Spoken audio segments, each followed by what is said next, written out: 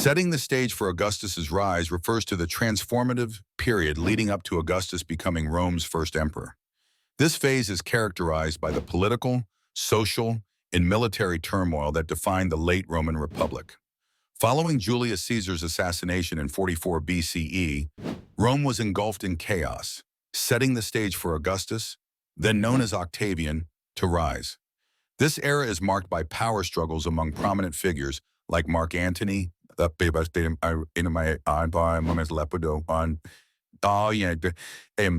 and Octavian himself. Understanding this backdrop is crucial as it highlights the conditions that allowed Augustus to consolidate power and transition Rome from a republic to an empire, forever altering its history. The significance of this phase cannot be overstated. It underscores the fragility of the Roman Republic, revealing systemic weaknesses that Augustus adeptly exploited. The civil wars and political instability emphasized the need for strong, centralized leadership, the kind Augustus would later provide. This context is central to comprehending how Augustus could present himself as a stabilizing force, gaining the trust and support of the Roman populace and Senate. One example of how the stage was set can be seen in the formation of the Second Triumvirate, an uneasy alliance between Octavian, Mark Antony, and Lepidus. This political maneuvering was critical in defeating Caesar's assassins and consolidating power among the triumvirs, albeit temporarily. Another illustrative instance is Octavian's propaganda campaign, which painted him as Caesar's rightful heir and Rome's savior, thereby securing popular support vital for his eventual solo rule. Support for this perspective is found in the writings of historical figures like Suetonius and Tacitus, who emphasize Augustus's astute political acumen in navigating this tumultuous period. However, challenges to this narrative include the view that Augustus's rise marked the end of the Roman Republic's democratic ideals, transitioning to autocratic rule, which some contemporaries and modern historians argue compromised Rome's republican virtues. This period connects intricately to Augustus's later reign, influencing his policies and reforms aimed at securing peace, known as the Pax Romana.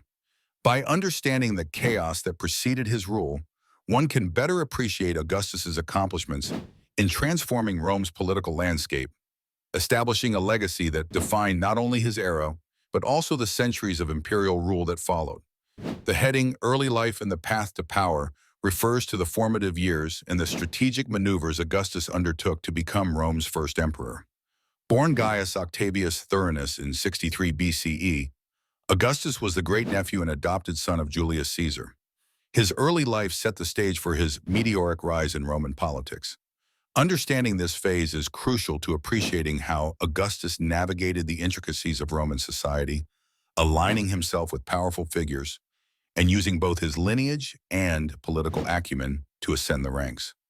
This aspect of Augustus's journey is significant because it provides insight into the skills and strategies he employed to consolidate power, ultimately transforming the Roman Republic into the Roman Empire. His youth was marked by a calculated blend of opportunism and legitimacy, coming to the fore after Caesar's assassination in 44 BCE. Augustus adeptly formed alliances, such as with Mark Antony and Marcus Lepidus in the Second Triumvirate, showcasing his ability to collaborate to achieve common goals while planning for his eventual supremacy. One example illustrating Augustus's path to power is his immediate action after Caesar's death. He quickly returned to Rome from his studies in Apollonia to claim his inheritance and his political birthright. Another example is the strategic alliances he formed, often through marriage connections, such as his sister Octavia's marriage to Mark Antony. These alliances were pivotal in his gradual consolidation of power, eventually leading to the defeat of Antony and Cleopatra at the Battle of Actium in 31 BCE. Scholars and historians often laud Augustus for his political savvy and the relative stability he brought to Rome, marking the end of prolonged civil wars. However, there are challenges and controversies surrounding his rise. Some view his methods as manipulative or authoritarian, as he used propaganda and legal maneuvers like the Lex Titia to legitimize his hold on power. This phase of Augustus's life connects directly to his later achievements as emperor, influencing Rome's governance, expansion, and the legacy of the Pax Romana.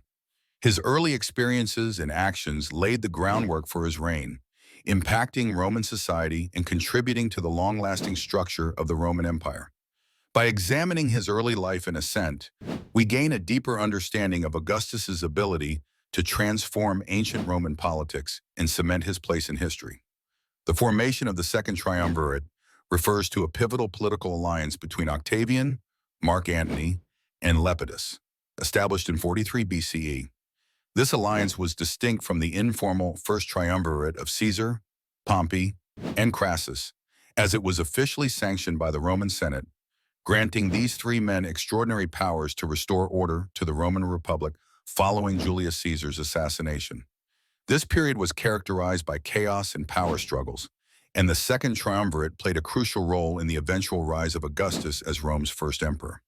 The significance of the Second Triumvirate in the context of Augustus's rise cannot be overstated. It marked a turning point wherein Octavian, later known as Augustus, began consolidating power. The Triumvirate held sway over Rome and its territories, enabling them to eliminate political opponents and rivals, most notably through the proscriptions that led to the deaths of several senators, including Cicero. This ruthless maneuvering paved the way for Octavian to emerge as a dominant force, ultimately leading to the defeat of Mark Antony and Cleopatra at the Battle of Actium in 31 BCE.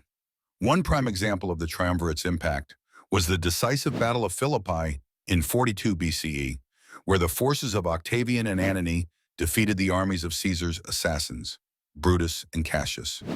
This victory solidified their power and eliminated key adversaries. A second example is the redistribution of territories among the triumvirs, which increased Octavian's influence in the West, positioning him strategically against Antony in the East. Historians and political commentators often view the triumvirate as a necessary, albeit brutal, mechanism for restoring stability in Rome.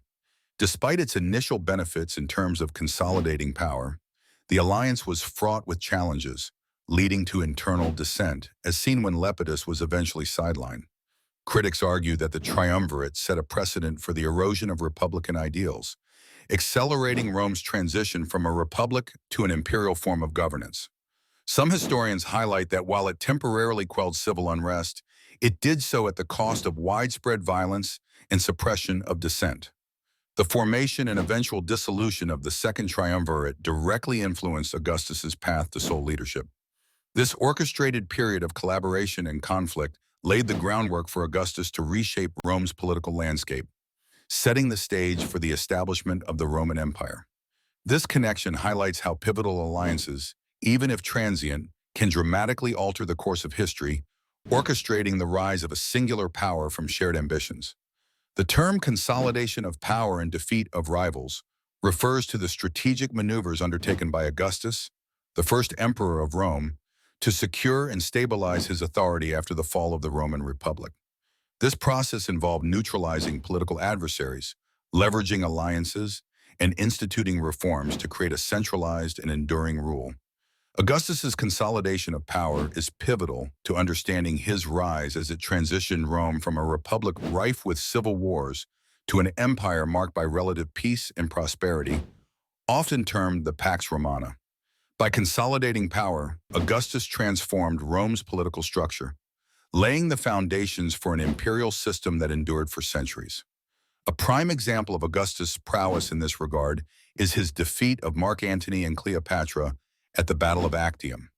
This decisive victory not only eliminated his most formidable rivals, but also marked the end of a tumultuous period of civil war, allowing Augustus to emerge as the uncontested leader of Rome. Another illustrative instance is the Second Settlement in 23 BCE, where Augustus wisely relinquished some of his overt powers to the Senate, increasing his popularity and securing his position by presenting himself as a restorer of the Republic, even as he maintained ultimate control. Many historians view Augustus's actions as vital in creating a stable and efficient governance structure. Tacitus, a prominent Roman historian, acknowledged Augustus' abilities in masking autocratic rule with republican facades, which helped mitigate potential backlash and opposition from traditionalists within the Senate. However, Augustus's methods were not without controversy. Critics argue that his consolidation of power marked the end of the Roman Republic's democratic systems and freedoms, effectively replacing them with an autocratic regime. The debate continues regarding whether Augustus's actions were a necessary evolution or a betrayal of Republican ideals. This consolidation of power was instrumental in shaping the Roman Empire's future.